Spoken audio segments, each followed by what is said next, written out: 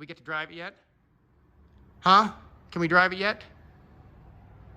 Oh, we're so close to driving it. So, quick update on this thing, because we literally have 1 day left on it.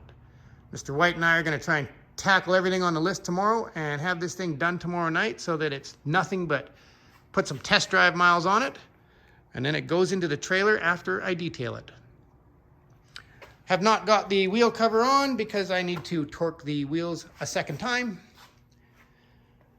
We did all new rock guard along the bottom and paint. That's not just rock guard. We actually do the whole metallic and clear coat over it because I had a few scratches from the big tires somewhere around here, this area. Throwing rocks up. All of the frame and everything is done in Pour 15, so it's not going to rust. Had to polish traction bars. So all the suspension had to come apart. And I thought, well, might as well do the brake calipers and everything. But yeah, it's looking really good. And did a new hood.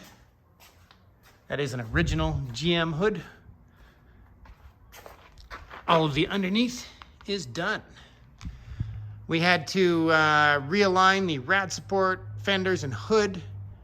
This hood was a little bit different shape than the other hood that was on there, and it turned out that the rad support was out by 1/2 inch from when the body lift went in.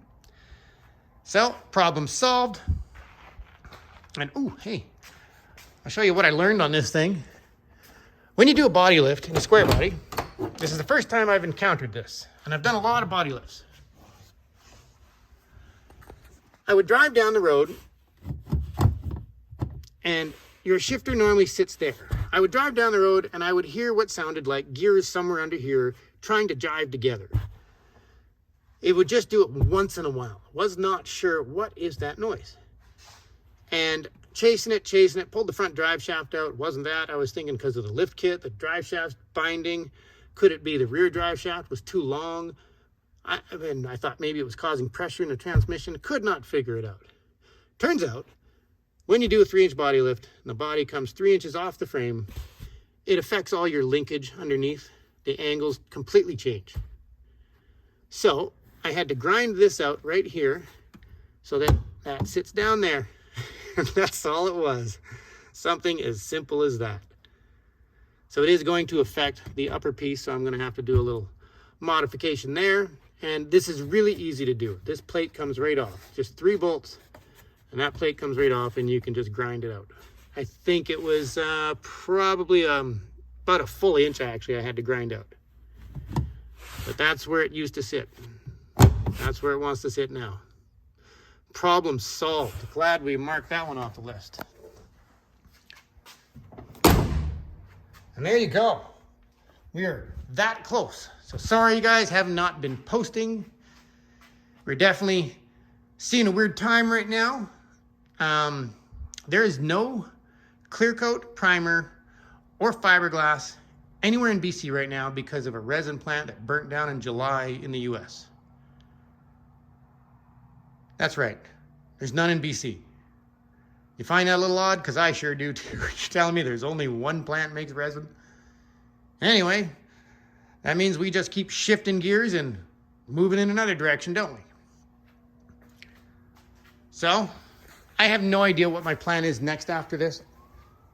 I want to do something exciting. I'm ready for something exciting. I mean something big.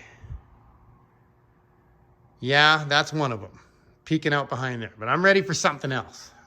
I'm ready to drag something out of the pile, something special, and get going on it. I'm ready to just change direction and do something new. So you guys throw your ideas out there. You guys know what I got laying around. Let's hear it. What do you want to hear next? Because what do you want to see next? Because I'm ready to light a fire inside myself. I want to build something crazy. So if you guys want a list and give you your options, let me know. Let's hear the comments.